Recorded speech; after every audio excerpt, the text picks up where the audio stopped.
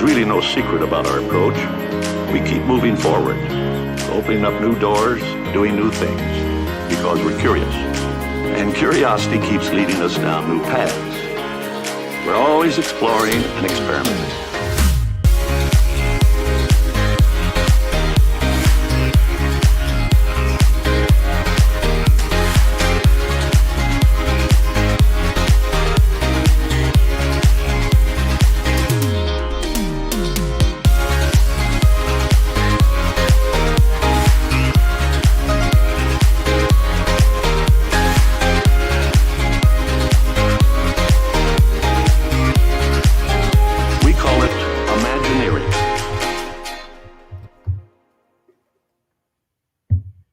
Hello, everyone. How are you? Hope you're doing well. Happy Tuesday. How are you? Hi, I'm good. I'm hanging in there. You know. How about you? Look at your shirt. Anyone watching right now, guys? I just love this shirt Matt has. It's just so happy. It's a happy shirt. So yeah. Welcome, everyone, to the Imagineers Disney podcast. I am your host, Matt, and I am joined, as always, by my good friend and co-host, Susie. Hi. So welcome, everyone, to another episode. We are glad to have all of you who are watching live, and shout out to those who listen to the podcast via the actual podcast during the week. We are super thankful for all of you. Yep. And we have another fun historical topic this week. Mm-hmm. But before we get into that, there was not a whole lot of big breaking news this past week. But people made it into big breaking news, I think, because they're starving for Disney news. Like, let's be honest. There was a lot of back and forth on what happened.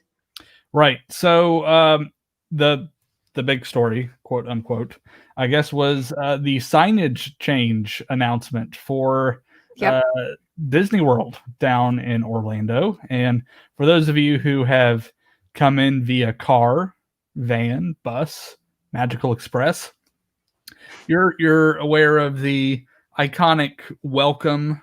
Like what's the over gateway? Gateway, yeah, that's a good word. Gateway. Okay. A gateway that goes. That's the word they used. to a couple of the entrances into Disney World that features Mickey and Minnie, and then the castle in the clouds.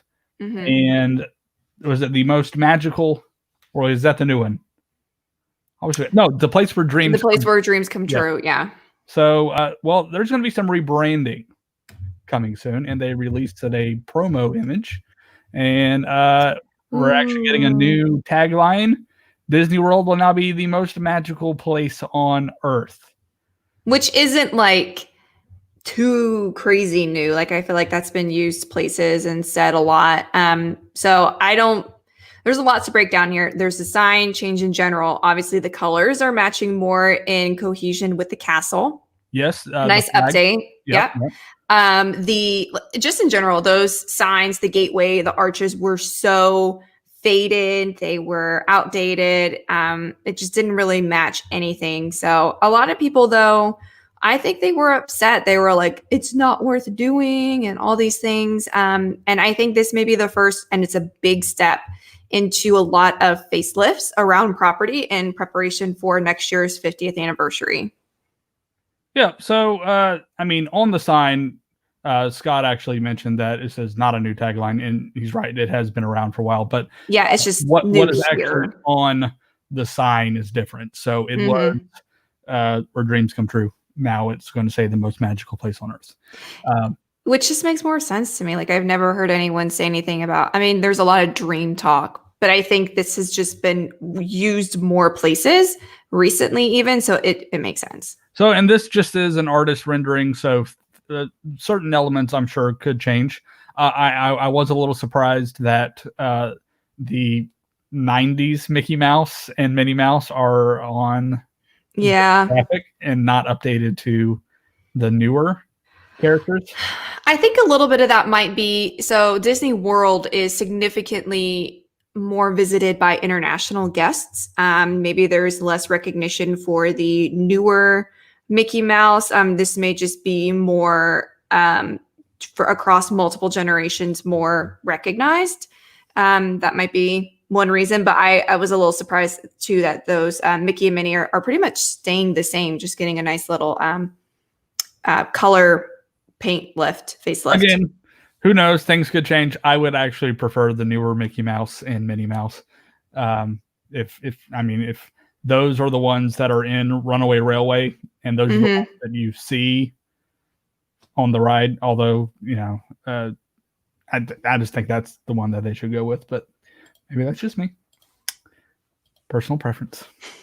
I like it. I really like it though, all over. Well, so anyway, so yeah, that's really the only news thing I can think of, other than try to not get too depressing. More cast member emails went out letting them know that they were no longer employed. So we will not dwell on that, but we are seeing more of that. Those news items come in, seeing people on Twitter posting their screenshots of their emails. Dear valued cast member. It's so sad. Sad times. One of our personal friends actually got their email this week. So yeah, Carson, we love and appreciate you. Yeah. So, we love and appreciate all the cast members who just devoted so much of their time and just did their job so well. Hopefully this is not the end of the road, and that once everything hopefully starts coming back to normal in the next while, they'll be able to take on those jobs again because they are vital. The cast members are critical to the guest experience, and it's not the same without them. So hopefully we will see that those jobs come back in the future. So anyway, agreed. On a more lighter note. Yeah. Well, yeah. It's a lighter note, but so this is probably the closest thing to political we will ever get. Absolutely. On this show. Just because this is no place for that. This is a place to be happy, and for everyone of all different backgrounds and experiences and, whatever, to come together in a safe place. And I could not think of a candidate that everyone could come together more so than what we're talking about tonight. Yep. So tonight we are actually going to discuss the 1972 Disney election. And you may be asking, what are you talking about? So this did not start in 1972. The original idea actually happened in 1968, and it was so popular that Disney decided to put all of their eggs in the basket and really flesh out this idea and really expand on it for the 1972 election. And that is what they did. They actually took a character and put him as a presidential candidate running for office. Yep. In 1968, it was Winnie the Pooh. Yep, for the children's party. Yes. So yes, for the children's party, and then after the 68 again, as they really saw how popular this was over out in Disneyland, because obviously Disney World was not there yet. Right. They decided to really market this for the next election. So they spent the next 4 years really planning this out, and they did it in sponsorship with Sears. Yeah. And actually, well, I'll get to the other sponsor here in a little bit. But they did it with Sears because they chose Winnie the Pooh again as the kind of the mascot and the candidate that they were going to use. So what's really interesting, Sears had the merchandising rights for Winnie the Pooh at this time. So that's why there was a collaboration between Disney and Sears.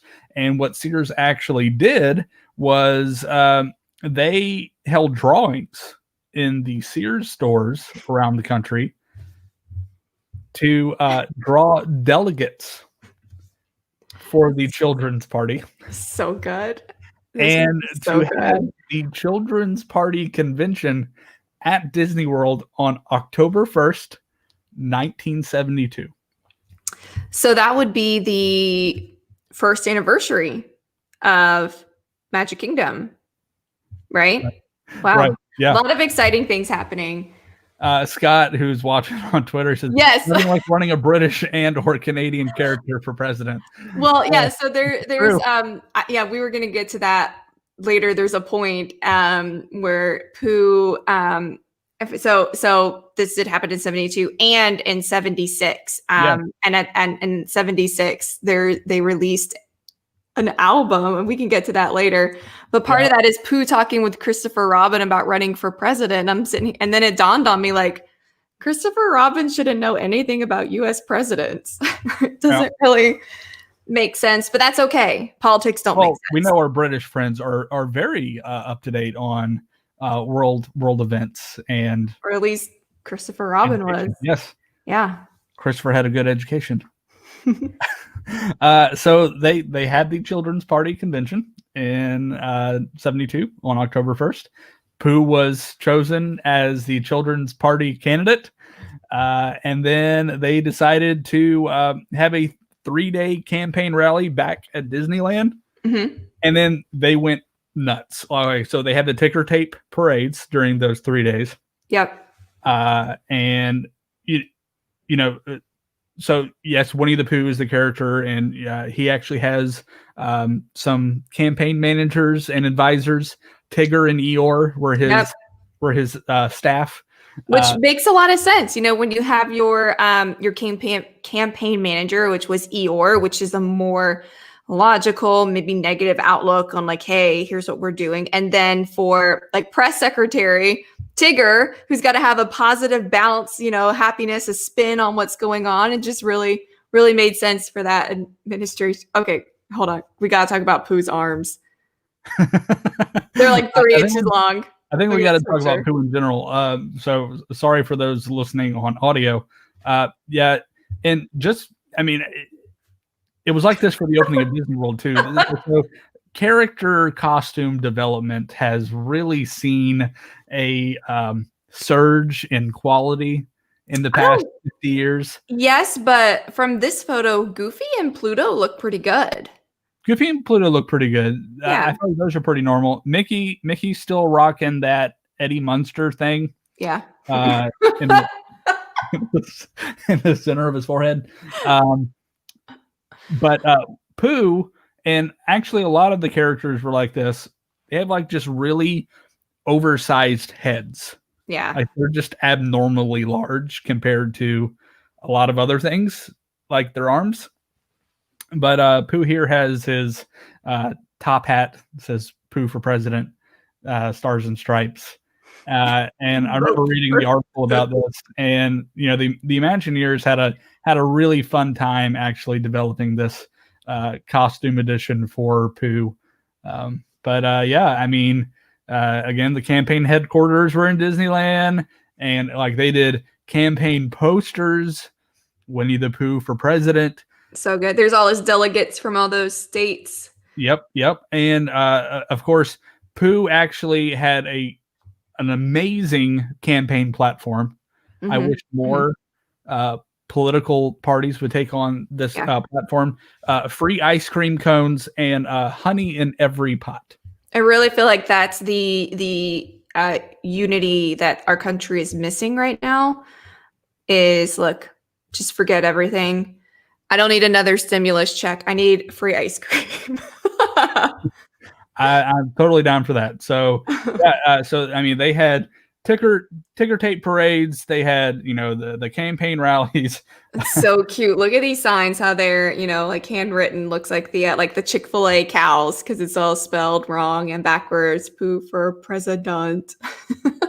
Mike says 1972 like looks like he's in pain. Maybe. Feel bad for the cast member, the attendant there, but yeah, because it's like 90% of the weight is in his head. Right. Oh my gosh. So I'm actually going to remove this banner. I want to see Win with Winnie. Yeah, that's original. That's love that. I love the Pooh in quotes, like Pooh in 72. Like that's why is he in quotes? Like Pooh. So they have this 3-day event at Disneyland again with the parades and everything. But then probably the biggest thing that they did a nationwide whistle stop campaign, like trail thing on an Amtrak train. So we said that Sears actually sponsored this. Amtrak also helped sponsor this because they took a train and went from LA to Kansas City, and then to Chicago into the Sears Tower, and then to DC, and then back out west up to Seattle, and then back to Los Angeles station in 2 weeks. So got to hit all the swing states. Yep. So with minor stops along the way. Yeah. And what they would actually do, so it was Pooh, Tigger, Eeyore, and then they actually had a Disney photographer. And I think I read it was actually a group of 8 more individuals that would travel with them. And they would all actually stay in the back sleeper car of the train. And then the car in front of that was the luggage car. And they actually converted that luggage car into a movable stage, like a portable stage. So whenever that they would roll into these towns along the way, they would swing that thing out, and they had some choreographed routines. It was about 10 to 15 minute show with music, and it's like it was one of the most brilliant ideas they've ever done. But we have to go ahead. Oh, I was just going to say, we have to, while we're looking at this photo, my favorite sign is Pooh will do. For, first of all, very obvious reasons. Just say it to yourself. And then it's just like, he'll do. Like, Pooh will do. Well, it's just, there may not be as much enthusiasm. I think that may be Goofy holding that one. So maybe Goofy is reluctantly voting third party this time, so who knows? Yep, that is definitely Goofy holding the Pooh will do sign. Actually, this election cycle, it was Pooh versus Richard Nixon of the Republican Party ticket, and George McGovern of the Democratic Party ticket. So some stiff competition there. Of course, we know that Nixon won in a landslide, but the Orange read a newspaper article with Orange County, and in Orange County, there were actually people who voted for Winnie the Pooh. I would hope so. I really would. I just think, I mean, first of all, we're blessed to live in this country, and as a country with democratic elections in this wonderful republic of a country that we have, elections are serious. So don't waste your vote on voting for Pooh. But there is a little part of me that just really loves that someone was just like, screw it. People died for me to have this right. I'm going to vote for Pooh Bear. Can we just say probably the most lovable presidential campaign candidate of all time? I without a doubt, I think so. And he's so lovable, they didn't need the Secret Service to go along with him. So I'm just there's no danger. Who's going to take out Pooh Bear? Maybe the Heffalumps and the Woozles. Maybe got to watch out for them. But they're not registered to vote, so no. Definitely not. But one of the most interesting stories, I mean, just to show you how popular this was, thousands and thousands of people would be waiting for this train to roll through their town.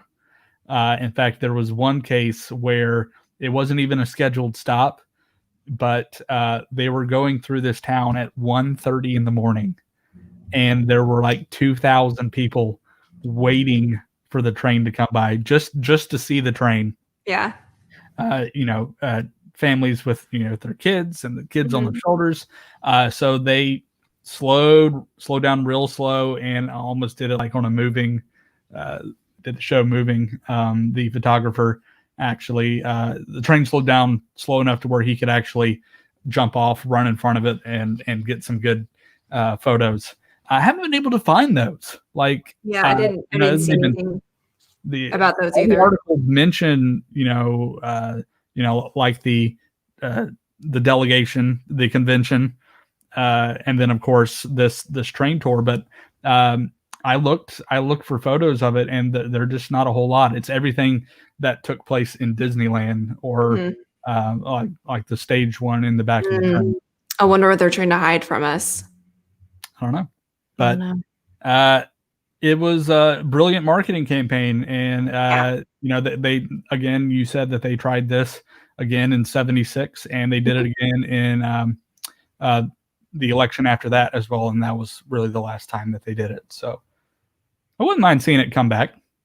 I wouldn't mind seeing something fun like this. So this was, looking at everything, this is really the first. This is a huge risk. First of all, nothing like this had been done before, and it was really Disney's first big venture into very creative marketing campaign, especially something not Mickey focused.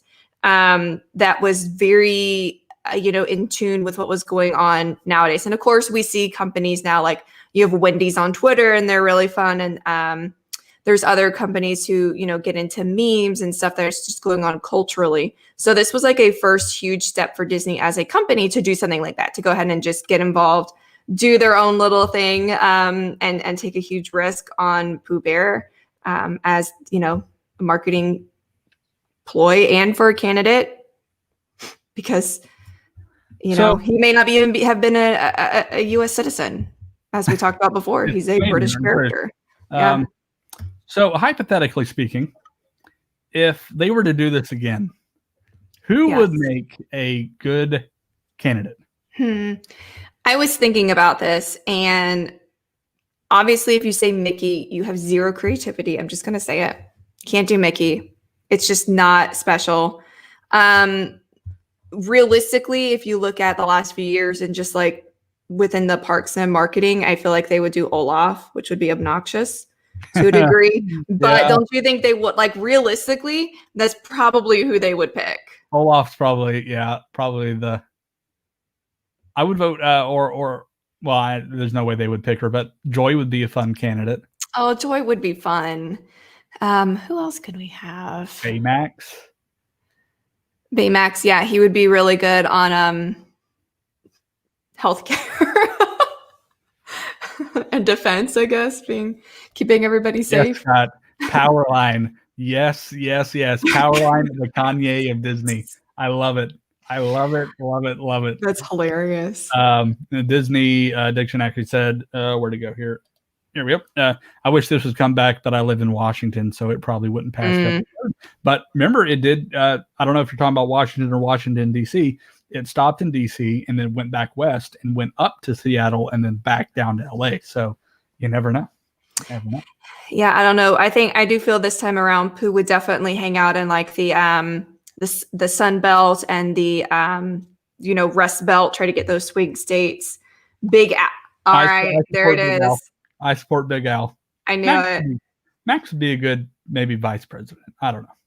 Yeah, who do you think Pooh would have had as his vice president? We need to balance the ticket. So maybe someone like Owl, who has more experience and is wiser. Right, because Tigger and Eeyore were just his advisors, right? Mm-hmm. Yeah, I think definitely not Piglet. No, I see Owl. Piglet would have been.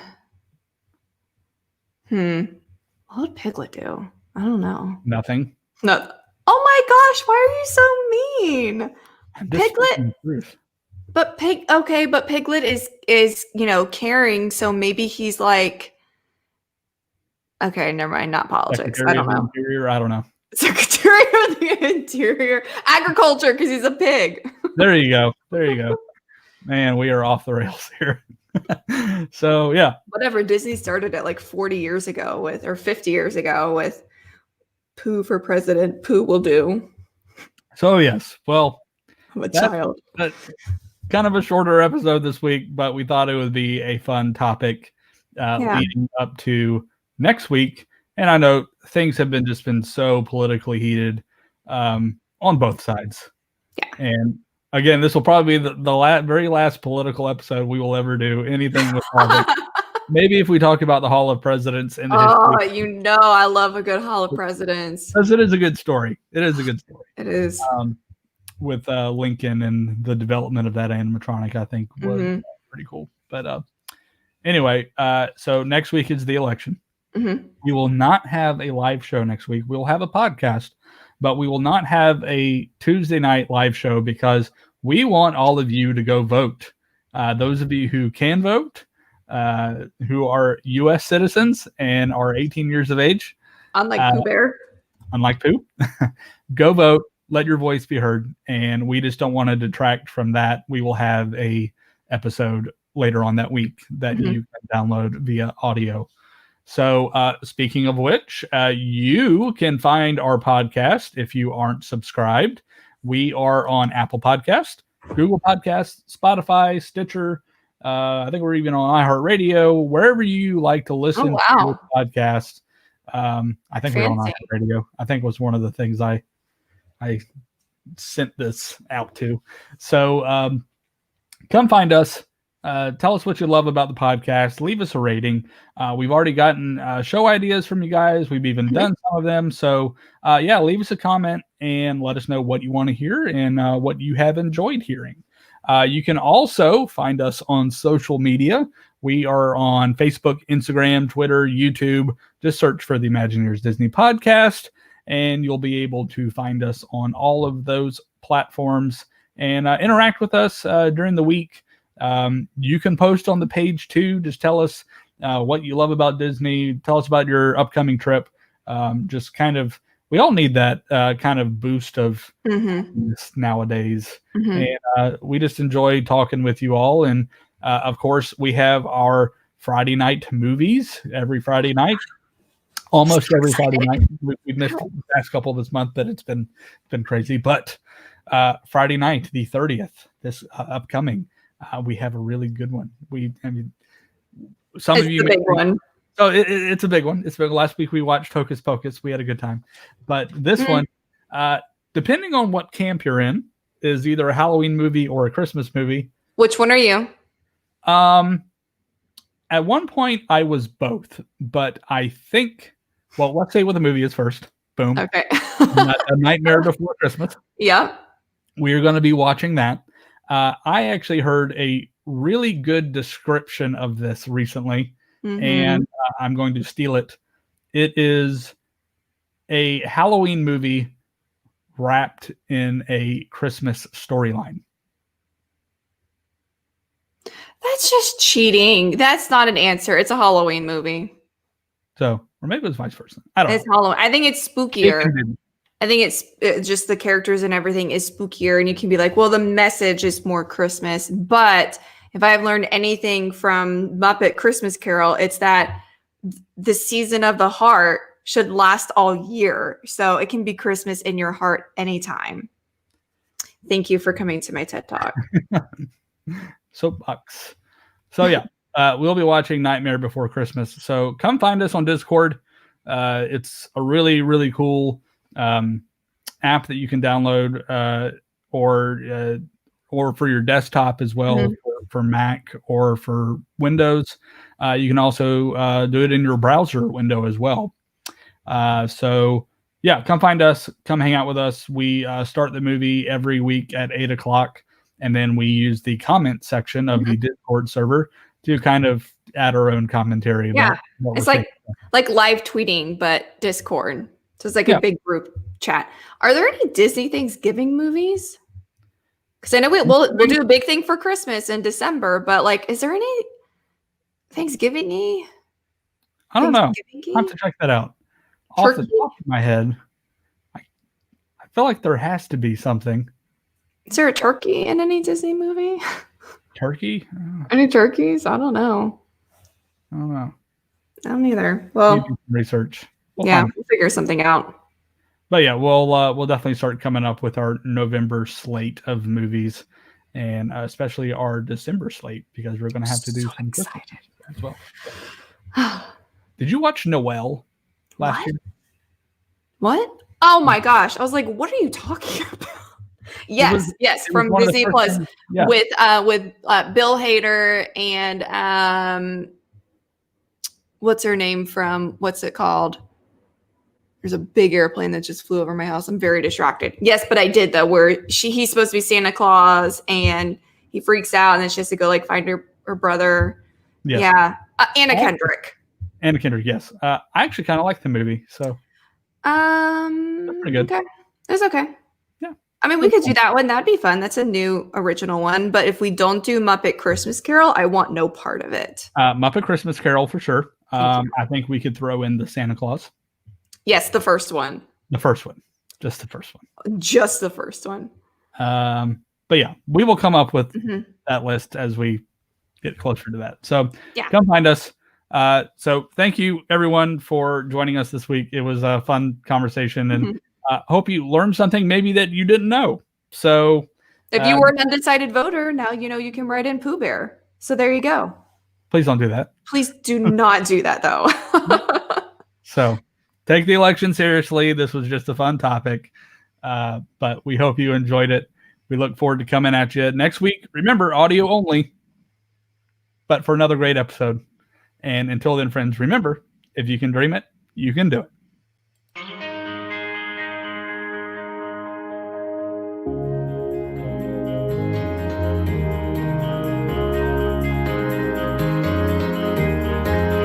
There's really no secret about our approach. We keep moving forward, opening up new doors, doing new things, because we're curious. And curiosity keeps leading us down new paths. We're always exploring and experimenting.